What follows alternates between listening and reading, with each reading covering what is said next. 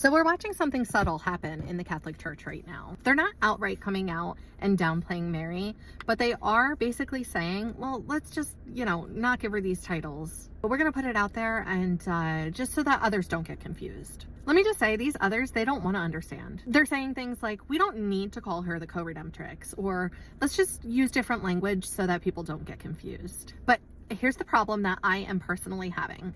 Confusion does not get fixed by silence. And really, truth is never protected by dilution. Truthfully, the Reformation happened by downplaying. Of course, indulgences were misused. No one's denying that. But then things like confession became optional, and Marian devotion was seen as excessive. And eventually, the Eucharist was reduced from sacrifice to just symbolic. Each step was framed as simplifying or modernizing or just making things more accessible. And then ultimately, what started as reform became complete removal.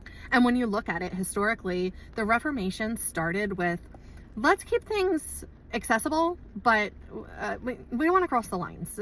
It's becoming too much. We don't want to confuse people. Is that what's happening right now? Anyone else feel like is that happening? Maybe that sounds noble to some people, but eventually that will shrink down to just scripture, just faith, just between me and God. That's how we've gotten to this place. Priesthood, the communion of saints, the devotion to his mother, devotion, honor, veneration, not worship. It's never been worship. They don't want to understand that anyway. This is just recognizing the same slippery slope that happened 500 years ago. So I'm just going to end it on this quote. The road to apostasy rarely starts with denial. It starts with dilution. God bless. Have a good day.